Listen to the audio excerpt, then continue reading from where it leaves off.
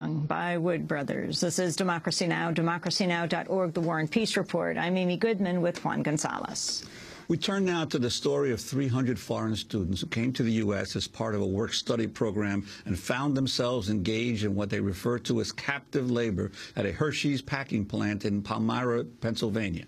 The students from Eastern Europe and Asia went on strike 2 weeks ago after they were reportedly required to lift heavy boxes, work 8-hour shifts beginning at 11 p.m., and stand for long periods of time while packing candy on a fast-moving production line. Federal agencies have launched 4 investigations into the alleged exploitation. The student workers recorded an open appeal to Hershey's CEO, John Bilbrey. They're still waiting for an official response. Here's a clip from their appeal. Dear Mr. Bilbrey, we're students from all over the world. We paid $3,000 to $6,000 each for cultural exchange this summer. Instead, we became captive workers at your Hershey's packing plant. When we organized, we faced threats of retaliation. We write our demands in a petition and go on strike on 3 days. In those 3 days, hundreds of thousands of Americans heard our story and told us they supported us. Your response is different. You sent police to surround our peaceful protest. You arrested our allies. And in public, you passed the buck and pretended it wasn't your problem. Then you told your subcontractors to offer us bus tickets for weekend trips. Bus tickets? This suffers insulting. You haven't said a single word directly to us about our demands. We know that American CEOs are busy people. Hershey made $4.2 million last year. We know that Hershey has made over $1 billion in profit this year. That ordinary Americans, they are struggling. Those were the voices of foreign guest workers who say they were exploited at a Hershey plant. The students came to the United States through a long-established State Department summer J-1 visa program that allows them to work for 2 months and then travel. However, in recent years, the program's drawn complaints from students about low wages, unexpectedly difficult work conditions. It appears, however, the walkout at the Palmyra plant is the first time foreign students have engaged in a strike to protest their employment. The guest workers are demanding a return of the $3,000 to $6,000 each student paid for the cultural exchange program to work at Hershey, that Hershey end its exploitation of J-1 student cultural exchange workers, and that the 400 jobs the guest workers filled instead be given to local workers paid a living wage. The students have collected more than 63,000 petition signatures from Americans supporting their demands. A spokesman for Hershey's, Kirk Seville, said the chocolate company, did not directly operate the Palmyra packing plant, which is managed by a company called XL. He declined our offer to come on the show, but did provide this written quote. Hershey cares deeply about all of its employees and those of its vendors. We were disappointed to learn that some of the students were dissatisfied in the cultural immersion element of the program. Hershey is partnering with the students' employers to address this in a manner consistent with Hershey's values. We strongly support XL's decision to discontinue the use of the J-1 program and staffing this facility. End of quote. Well, about 30 of the foreign student workers came to New York yesterday to protest in front of Hershey's store in Times Square, and 2 of them join us now in our New York studio. Decebal Bilan is an economics student from Romania, and Zhao Huijiao is a foreign language student from China. Both of them participated in the strike at the Hershey plant. We're also joined by Saket Soni, director of the National Guestworker Alliance. Welcome all of you to Democracy Now! I'd like to start with the students. Could you talk about how you decided to engage in this work action at Hershey? It all begins when we are back home to our countries. Some of the students who came here in America in the last years, they told us about their experience, and we have an agency in our country. They recruit us, and we pay them, of course, for this. And we saw, before I came here, I saw America like a good opportunity to meet Americans, to travel. How old are you? 22 years old. Oh. Zhao, you were one of the key organizers of the action. You came from China. Where in China? And how did you even learn about this program? And what did you understand was happening when you came here? What did you understand you would be doing?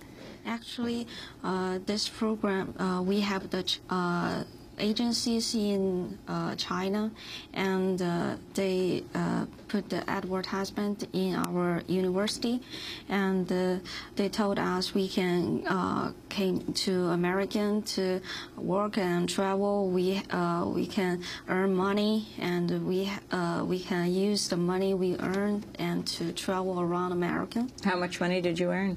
Oh God, only $8.1 per hour.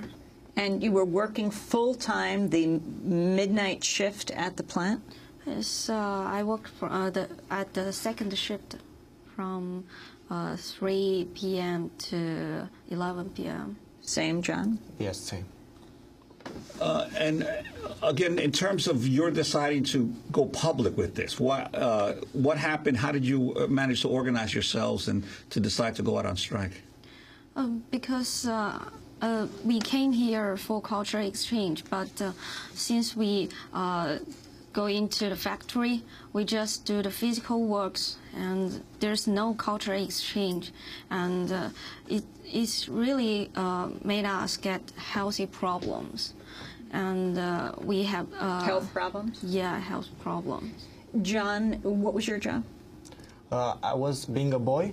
I was doing the hardest jobs there. I was stacking at supplier. Basically, this means I lift boxes all day, all 8 hours.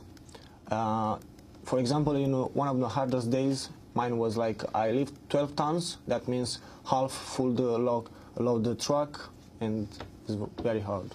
Saket Soni, you're the director of National Guestworker Alliance.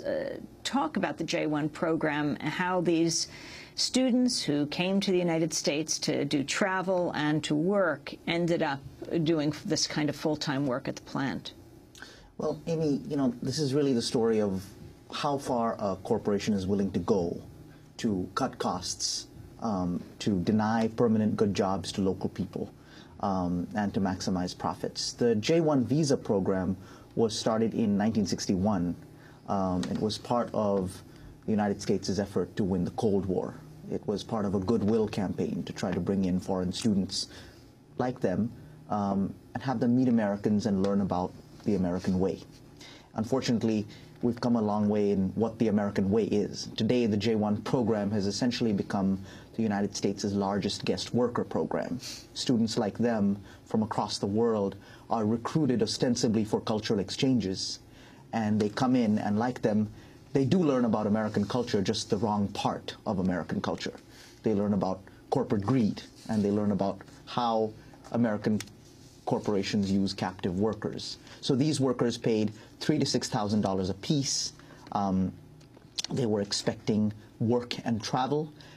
Instead, they came into a company town, were forced to live in company housing, charged quite a large sum of money, way above market value, for the privilege of living in company housing.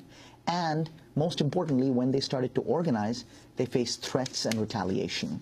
Now, you've made the point that companies like Hershey have become less of a direct manufacturer and more of a marketing agent, in that they spin off their manufacturing to these suppliers now.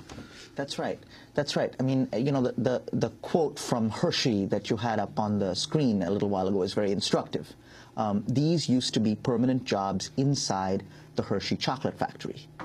Hershey's then took those jobs out of the factory, outsourced them, and created 4 layers of subcontractors between them and these students.